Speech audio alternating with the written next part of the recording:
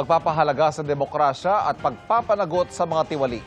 Diyan sumentro ang mensahe ng mga grupong dumalo sa iba't ibang aktibidad ngayong araw para sa paggunita ng ika-40 anibersaryo ng People Power Revolution. Mula sa EDSA Shrine, nakatutok live si JB San. February 22, 1986, inanunsyo ni Nooy Defense Minister Juan Ponce Enrile at dating AFP Vice Chief of Staff Fidel Ramos ang kanilang pagkalas ng suporta sa rehimen ni Pangulong Ferdinand Marcos Sr. I could not serve a government that is not expressive of the sovereign will.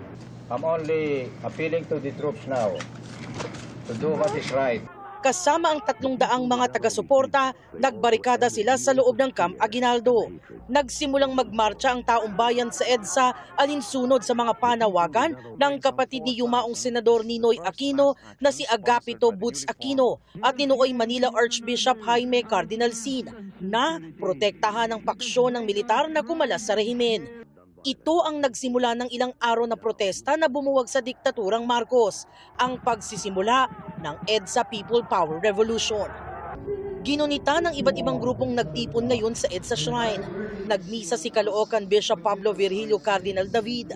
Sa homily, binigyang diin ni David na ang demokrasya ay para sa bawat mamamayan at ang tunay na pundasyon ng transparency at accountability ay pananampalataya.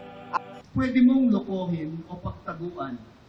Pwede mong dayain ang bayan. Pero pwede mo bang lokohin, pagtaguan o dayain ang Panginoong Diyos?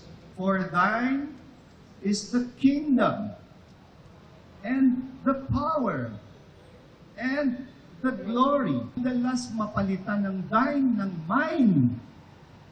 Kapag sinabi na ng tao, for mine is the kingdom and the power and the glory. Ibang business na yun. Ang tawag doon, mining. Yan ang nakahuhumaling sa tao. Kasunod ng misa ang programang dinaluhan ng ilang personalidad. Kailangan po nating tumindig. Tayo ang people power, tayo ang may kapangyarihan, pero nasa atin din ang tungkulin na ayusin ang bayan na ito. Panahon na ng pagbabago, panahon na po ng makabuluhang pagkikilos at panahon na po na magsama-sama at magkaisa tayo muli. Binigyang diin naman ni Father Jerome Siciliano ang papel ng simbahan sa lipunan, ang gumagabay sa konsensya ng mamamayan. Please do not believe that when the church speaks, it is a violation of the separation of church and state. There is no violation to speak of in the first place. Ang nilalayo ng konstitusyon, dapat yung simbahan ay maprotektahan sa panghihimasok ng Estado.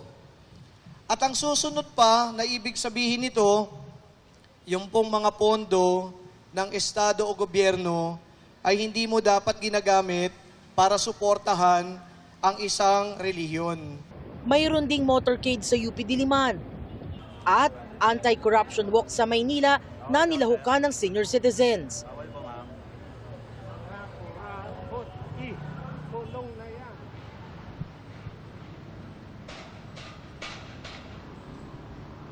Ivan, tapos na ang isinagawang programa ngayong araw rito sa EDSA Shrine at paalala ng mga otoridad, ipatutupad nila ang no permit, no rally policy para matiyak na maayos ang magiging malakihang pagtitipon sa Miyerkules. At yan ang latest mula rito sa EDSA Shrine. Balik sa iyo, Ivan. Maraming salamat, JB Santos.